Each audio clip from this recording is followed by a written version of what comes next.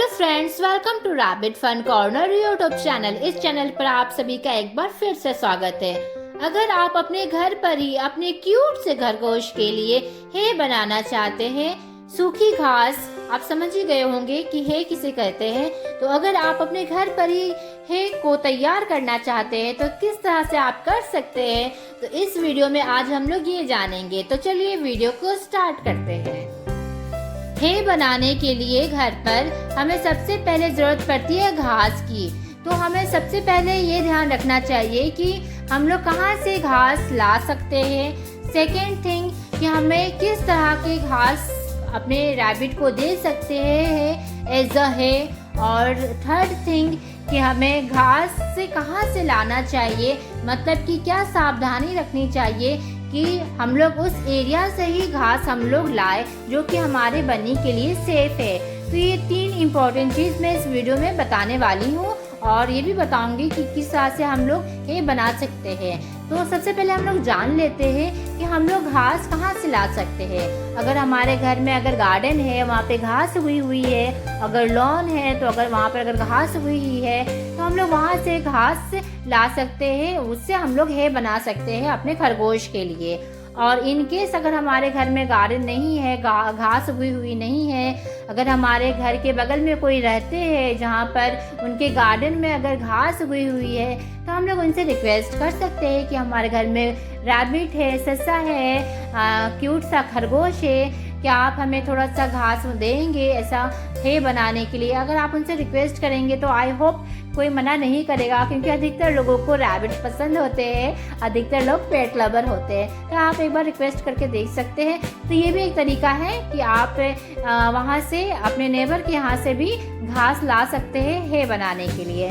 और अगर आपके घर के बाहर में अगर कहीं अच्छी सी गार्डन है, वहाँ से भी अगर आप देख रहे हैं कि अगर वहाँ पे अच्छी सी घास उगी हुई है तो वहाँ से भी आप घास ले सकते हैं है बनाने के लिए। तो ये था सबसे पहला चीज़ कि हम लोग कहाँ से घास ला सकते हैं। तो अब हम लोग ये जान लेते हैं कि है बनाने के लिए कौन सी घास हम लोग अपने बनी को दे सकते हैं। तो इस वीडियो में मैंने 2 तरह के घास से है बनाया है। पहला तो नेपियर ग्रास और दूसरा है दूब घास। तो नेपियर ग्रास किस तरह का होता है मैं इस वीडियो में आपको दिखाऊंगी। आपको दिख रहा होगा किस तरह का नेपियर ग्रास होता है। अगर आपके घर के अगल बगल में है तो वहाँ से आप ये ग्रास को तोड़ के ला सकते हैं। और जो दूसरा घास है वो बहुत ही कॉमन है, वो हर जगह मिल जाता है, जिसको कहते हैं दुर्बा घास भी कोई कहते हैं, कोई दूब घास भी बोलते हैं। इस घास की खासियत ये है कि इस घास से पूजा होती है।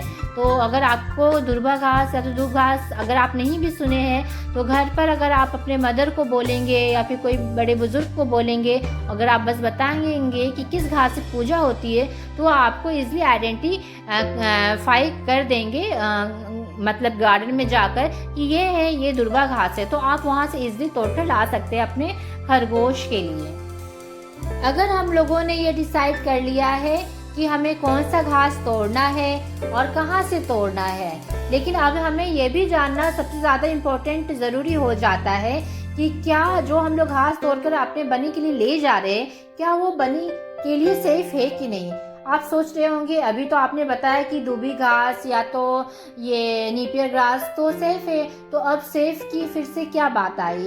जी हाँ फ्रेंड्स, एक्चुअली यहाँ पर मेरा कहने का मतलब है कि अगर उस गार्डन में या तो लॉन में अगर पेस्टिसाइड का छिड़काव किया हुआ है, अगर मतलब कि यूज़ किया हुआ है, तो प्लीज़ वहाँ से घास तोड़कर अपने बनी के लिए ना लाए। अगर उस गार्डन में अगर कुत्ते या तो बिल्ली का अगर विजिट अगर होता है, अगर वो आते जाते हैं, तो प्लीज़ वहाँ से घास तोड़कर अपने बनी के लिए बिल्कुल ना लाए। आप सोचेंगे क्यों एक्चुअली क्या होता है, जब कैट और डॉग जब वहाँ पर आते हैं उस गार्डन में, तो हो सकता है वो अपना पूप एक्टिविटी वहाँ पर करते हो, यूरिन पास आउट करते हो, तो इससे हो सकता है हमारे बनी को इन्फेक्शन हो सकता है, उसकी हेल्थ खराब हो सकती है। तो जब भी हम लोग अपने बनी के लिए है बनाए और अगर घास अगर हमें सेलेक्ट करना है तो हमें ऐसी जगह देखनी चाहिए जहाँ पर पेस्टिसाइड का या तो वीडिसाइड का छिड़काव नहीं किया हुआ हो, जहाँ पे कुत्ते बिल्ली का आना जाना ना हुआ हो। तो ऐसी जगह से हमें घास तोड़कर लाना चाहिए। तो ये थी सबसे इम्पोर्टेंट चीज़ें जो कि हमें ध्यान में रखनी ही चाहिए जब हम लोग अपने बनने के लिए है बनाते हैं घर पर। तो सेकेंड स्टेप में हमें ये करना है कि सीजर की हेल्प से हमें ग्रास को ट्रिम कर लेना है, काट लेना है। एक्चुअली क्या होता है, जब हम लोग हाथ से घास को तोड़ने की कोशिश करते हैं तो घास के साथ उसका रूट भी हम लोग तोड़ लेते हैं, टूट जाता है गलती से। तो अगर उसमें इन्फेक्शन लगा हुआ है उस घास के रूट में, तो उससे हमारे बन्नी का भी हेल्थ ख़राब हो सकता है, उससे भी इन्फेक्शन की चांसेस बढ़ जाती है। इसलिए सीजर की हेल्प से हमें ग्रास को ट्रिम करना है। अब हम लोग थर्ड स्टेप पर चलते हैं। थर्ड स्टेप ये है कि जब हम लोग घास को तोड़ ले उसके बाद हम लोग उसके अच्छी तरीके से पानी से हमें इसे धोना है, वॉश करना है। यहाँ पर आप देख सकते हैं हम लोगों ने एक बकेट यूज़ किया है। हम लोगों ने यहाँ पे थोड़ा सा घास आपको डेमो करके दिखाया है। थोड़ा सा घास को हम लोगों ने पानी में डाला है, वॉश करके बताया है। आपके पास जितना भी ग्रास हो पूरे घास को अच्छी तरीके से आप वॉश कर लीजिए।